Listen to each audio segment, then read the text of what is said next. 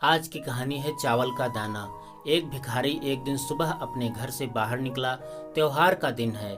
आज गांव में बहुत भिक्षा मिलने की संभावना है।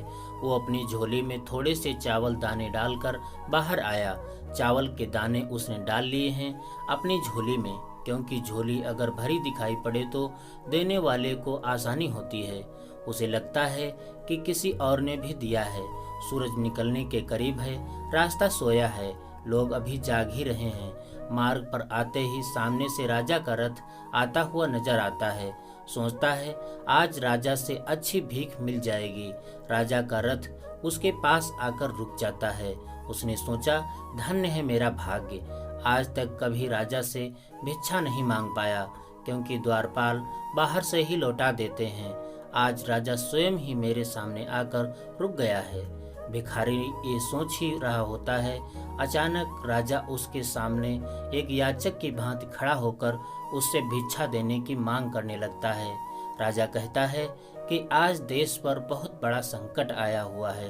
ज्योतिषियों ने कहा है इस संकट से उबरने के लिए यदि मैं अपना सब कुछ त्याग कर एक याचक की भांति भिक्षा ग्रहण करके लाऊंगा, तभी उसका उपाय संभव है। तुम आज मुझे पहले आदमी मिले हो, इसलिए मैं तुमसे भिक्षा मांग रहा हूँ। यदि तुमने मना कर दिया तो देश का संकट टल नहीं पाएगा, इसलिए तुम मुझे भिक्षा में कुछ भी दे दो। भिखारी तो सारा जीवन मांगता ही आया था, कभी देने के लिए उसका हाथ उठा ही नहीं था। सोच में पड़ गया कि ये आज कैसा समय आया है। एक भिखारी से भिक्षा मांगी जा रही है और मना भी नहीं कर सकता।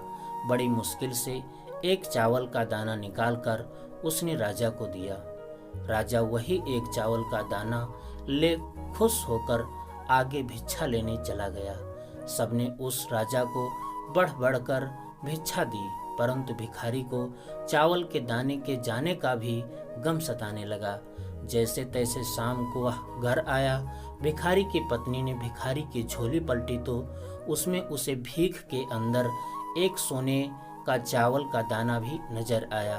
भिखारी की पत्नी ने उसे जब उस सोने के दाने के बारे में बताया तो वो भिखारी छाती पीट के रोने लगा। जब उसकी पत्नी ने रोने का कारण पूछा तो उसने सारी बात उसे बताई।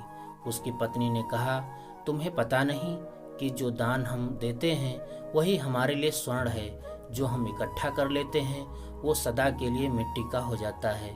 उस दिन से उस भिखारी ने भिक्षा मांगनी छोड़ दी और मेहनत करके अपना तथा परिवार का भरण पोषण करने लगा। जिसने सदा दूसरों के आगे हाथ फैलाकर भीख मांगी थी, अब खुले हाथ से दान पुण्य करने लगा। धीरे धीरे उसके दिन भी बदलने लगे। जो लोग सदा उससे दूरी बनाया करते थे उसके समीप आने लगे। वो एक भिखारी की जगह दानी के नाम से जाना जाने लगा। शिक्षा, जिस इंसान की प्रवृत्ति देने की होती है उसे कभी किसी चीज की कमी नहीं होती, और जो हमेशा लेने की नियत रखता है उसका कभी पूरा नहीं पड़ता।